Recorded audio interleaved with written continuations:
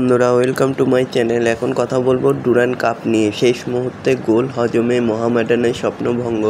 Durand অভিষেকেই জয়ী diamond Harbour. সোমবারে প্রথমবার Durand cup খেলতে নেমেছিল ডায়মন্ড হারবার এফসি।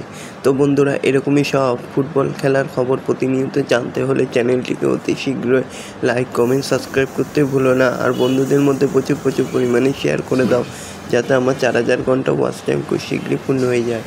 মোহামেডানের দুঃসময় অব্যাহত। কলকাতা লিগে ধারাবাহিক ব্যর্থতার পর এবার ডুরান্ডের প্রথম ম্যাচেও হারল সাদা কালো ব্রিগেড।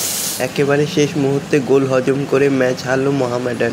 অন্যদিকে নিজেদের প্রথম ম্যাচে জিতে গেল ডায়মন্ড হারবার।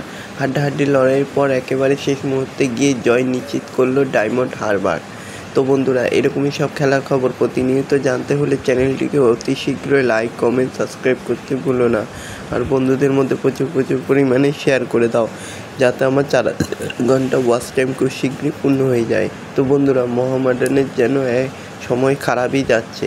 তবে ডায়মন্ড হারবারের যুব দলের কাছে কিছুদিন আগে ঘরোয়া লিগেও হেরেছেন এই মোহামেডান। তবে সোমবার পূর্ণ শক্তির দল নিয়ে মোহামেডানের বিরুদ্ধে খেলতে নামে ডায়মন্ড হারবার। আই লিগে ওঠা বাংলার এই দলটি এবার প্রথম ডুরান্ড খেলেছে। তাদের বেঞ্চেই ছিলেন অভিজ্ঞ coach Kibu বিকুন।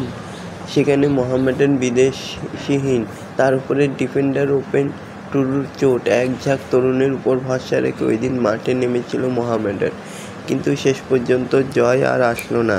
Diamond Harbour SP জিতে গেল। তবে ম্যাচটি প্রথম দিকে অতটা চাপ ছিল না। 36 মিনিটে গোল করে দলকে প্রথম এগিয়ে দিয়েছিল মোহামেডান।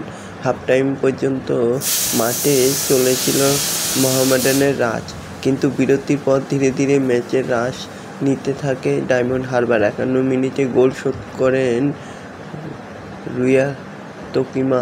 তারপরেই এগিয়ে যাওয়ার বহু সুযোগ ছিল মোহামেডানের কাছে, কিন্তু সেগুলোকে কাজে লাগাতে পারেনি স্ট্রাইকাররা। নির্ধারিত 90 মিনিটে পর্যন্ত 1-1 গোলে স্কোর লাইন ছিল।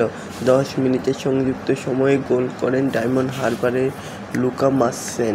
ওই গোলে ম্যাচ নিশ্চিত হয়ে যায় ডায়মন্ড হারবারের। বিদেশহীন মোহামেডানের দাঁতে দাঁত চাপা লড়াই ব্যর্থ হয়ে যায় শেষ মুহূর্তের গোলে। তো বন্ধুরা, এরকমই সব খেলার খবর প্রতিনিয়ত জানতে হলে চ্যানেলটিকে অতি শীঘ্রই লাইক, কমেন্ট, সাবস্ক্রাইব করতে ভুলো না। ধন্যবাদ সবাইকে।